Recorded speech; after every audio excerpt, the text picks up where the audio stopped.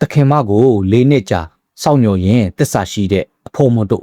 နောက်ဆုံးတော့ခရီးဆုံးသွားပါပြီဒေါ်အောင်ဆန်းစုကြည်အချစ်တော်ခွေးလေးတက်ချီတို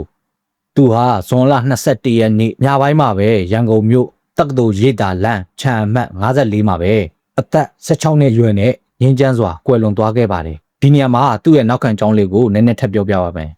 2010ခုနှစ်တာဖြစ်သူကင်အဲရစ်က3လသားရွယ်ခွေးပေါက်လေးတစ်ကောင်ကိုလက်ဆောင်ပေးခဲ့တာကနေစတင်ခဲ့တာပါဒေါ်အောင်ဆန်းစုကြည်ခက်ခဲတဲ့နေ့ရက်တွေအထီးကျန်ဆန်လွန်းလာတဲ့နေအိမ်အကျယ်ချုပ်ကာလတွေမှာတိုက်ချီတို့ဟာအမြဲတမ်းဘေးမှာရှိနေပေးတဲ့အပိမှုတစ်ခုပါ2022ခုနှစ်ဇွန်လ22ရက်နေ့ဒေါ်အောင်ဆန်းစုကြည်ကိုအကျဉ်းတော်ရွှေ့ပြောင်းလိုက်တဲ့နေ့မှာတိုက်ချီတို့နဲ့နောက်ဆုံးခွဲခွာခဲ့ရပါတယ်အဲ့ဒီနေ့ကစပြီးတိုက်ချီတို့ဟာသူ့ရဲ့တခင်မပြလာမယ်နေ့ကို၄နှစ်တာကာလပတ်လုံး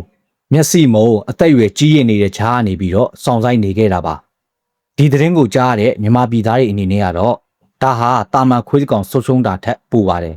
လူတွေကသူ့ကိုဒေါ်အောင်ဆန်းစုကြည်ရဲ့တစ္ဆာရှိမှုနဲ့ရုန်းကန်မှုတွေကို